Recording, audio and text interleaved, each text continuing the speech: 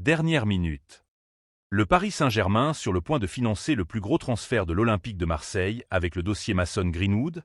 C'est le scénario complètement fou qui enflamme le mercato. Un dossier explosif dont je vous dévoile l'analyse en détail à la toute fin de cette vidéo. Et ce n'est pas tout. Le Real Madrid lance une offensive gigantesque sur Vitinha et Joao Neves, tandis qu'une menace terrible plane sur le grand rêve parisien nommé Julián Álvarez. Restez bien jusqu'au bout, on va tout détailler maintenant. Salut à tous les supporters du Paris Saint-Germain. Bienvenue sur Mercato PSG pour toute l'actualité, les rumeurs et les transferts. Pensez à vous abonner pour ne rien rater, et dites-moi votre avis en commentaire. Lâchez un gros like pour soutenir le travail. Merci beaucoup.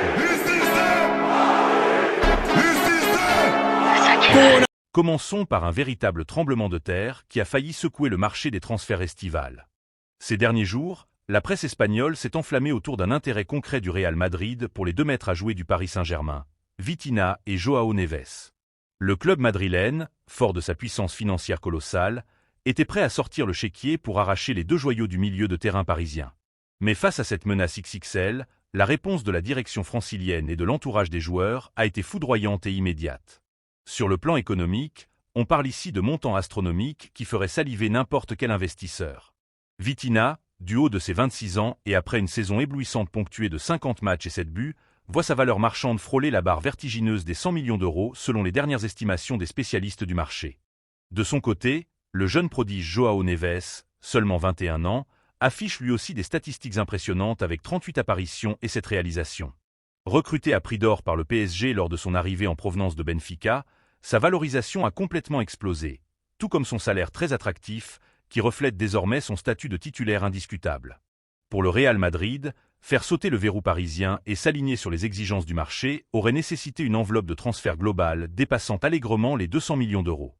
Mais au Paris Saint-Germain, l'aspect purement financier ne dicte pas tout, et la dimension tactique prime avant le reste.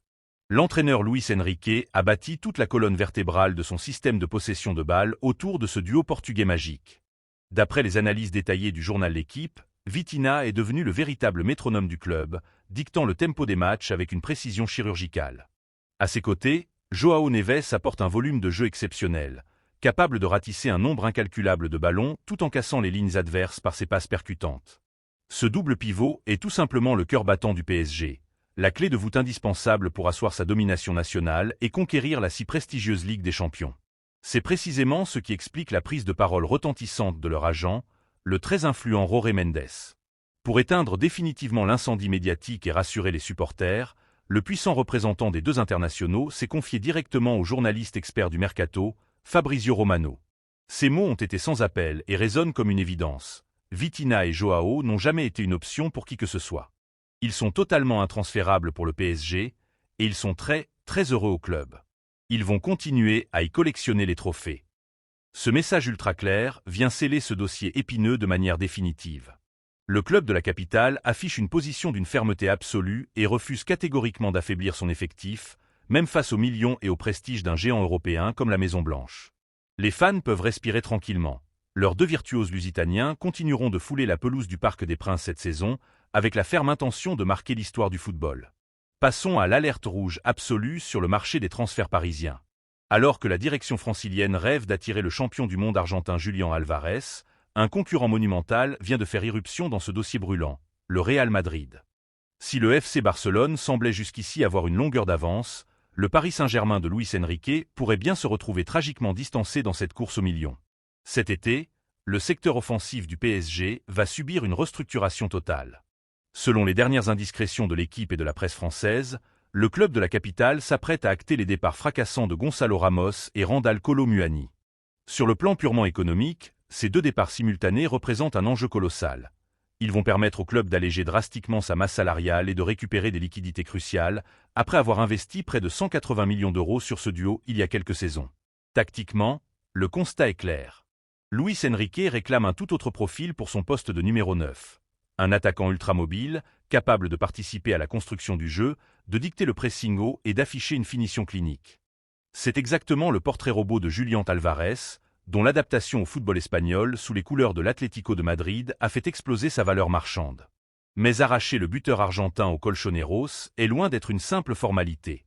Tout le gratin du football européen se bouscule au portillon pour rafler la mise. Arsenal, le Barça et bien évidemment le PSG.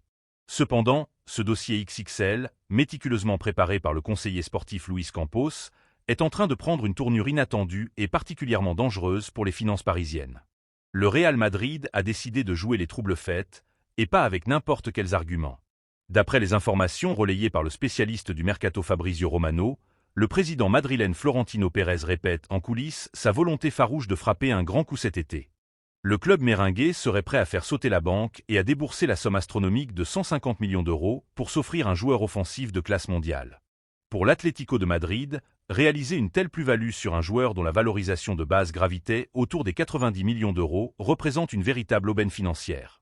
Face à un tel pactole, la direction madrilène serait logiquement prête à ouvrir grand la porte à un transfert. Pour le Paris Saint-Germain, la menace est immense.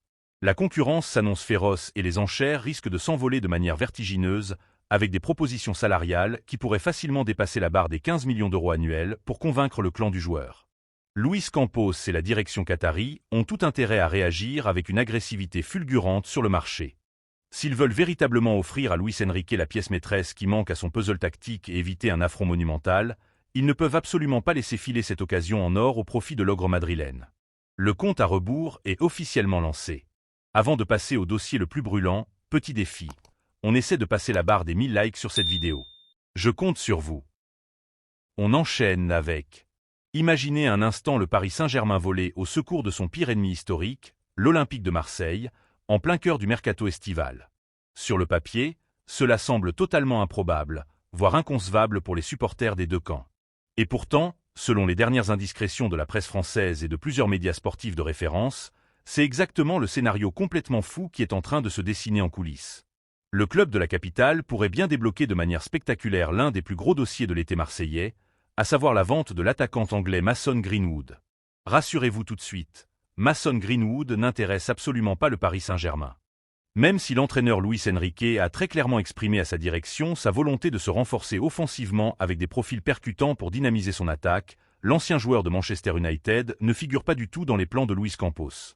Le conseiller sportif parisien vise d'autres cibles, avec des valeurs marchandes bien différentes et des profils plus adaptés à sa philosophie axée sur la possession de balles.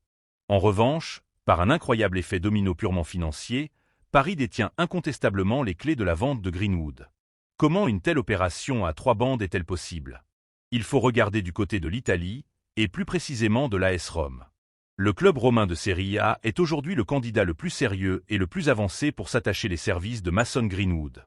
Selon plusieurs sources italiennes très fiables et des experts mondiaux du mercato comme Fabrizio Romano, l'accord est tout proche d'aboutir. Mais dans le football moderne, les règles du fair-play financier sont extrêmement strictes. L'AS Rome, tout comme l'Olympique de Marseille, se retrouve dans l'obligation absolue de vendre des joueurs et d'équilibrer ses comptes avant la date fatidique du 30 juin. Pour boucler le transfert de Greenwood, estimé à un montant colossal de 50 millions d'euros, les dirigeants italiens ont un besoin vital et urgent de liquidités fraîches. C'est précisément là que l'immense puissance financière du Paris Saint-Germain entre en jeu. Dans les rangs de l'effectif actuel de l'AS Rome, un joueur fait véritablement tourner la tête de la direction parisienne. Le très prometteur milieu de terrain international français Manu Koné. Ce n'est absolument pas un intérêt soudain. D'après le journal L'Équipe, Luis Campos et Luis Enrique le suivent avec une très grande attention depuis plus d'une saison maintenant. D'un point de vue tactique, l'arrivée de Manu Koné fait énormément de sens pour le système exigeant du technicien espagnol. Luis Enrique recherche ardemment un milieu de type box-to-box, doté d'un gros volume de jeu, capable d'apporter un impact physique de très haut niveau et de casser les lignes adverses. Manu Koné viendrait offrir une véritable couverture défensive, ce qui permettrait de libérer et de soulager considérablement des profils plus créateurs comme le métronome Vitinha ou encore le jeune prodige Warren Zaïre-Emery. L'objectif est clair, densifier l'entrejeu parisien pour être enfin intraitable lors des grands chocs européens en Ligue des Champions. Sur le plan strictement financier, cette opération représente une aubaine sur le marché actuel. La valeur marchande de Manu Koné est estimée par les analystes dans une fourchette comprise entre 30 et 40 millions d'euros. C'est un montant tout à fait abordable pour les finances saines du Paris Saint-Germain. De plus, le club serait en mesure de lui proposer un contrat particulièrement attractif sur le plan salarial, en totale adéquation avec son nouveau statut de titulaire potentiel. Si Luis Campos décide de passer la vitesse supérieure et de signer ce chèque de 40 millions d'euros pour rapatrier le Français, l'effet domino sera immédiat. Cette injection massive de capitaux parisiens dans les caisses de l'AS Rome permettrait au club de la Louve d'activer instantanément le transfert de Mason Greenwood. En versant ses 40 millions d'euros pour Manu Koné, le PSG financerait par ricochet les fameux 50 millions d'euros tant attendus par la direction de l'Olympique de Marseille pour son attaquant star. Nous sommes face à une transaction croisée assez hallucinante où le Paris Saint-Germain, tout en se renforçant de manière très intelligente avec une recrue de premier choix, permettrait involontairement à son plus grand rival phocéen de renflouer ses caisses, d'alléger sa masse salariale et de respirer financièrement. C'est aussi ça, toute la magie et la folie économique de ce mercato estival palpitant. Ton commentaire est très important pour nous. Dites dans les commentaires. Pensez-vous que le PSG doit recruter Manu Koné à tout prix, même si cela aide indirectement l'OM à boucler la vente de Mason Greenwood? Est-ce un coup de génie stratégique ou une erreur de la part de Luis Campos? N'oubliez pas de vous abonner à la chaîne pour suivre en exclusivité l'actualité mercato des Parisiens, de liker et de partager la vidéo pour soutenir la chaîne. Merci beaucoup.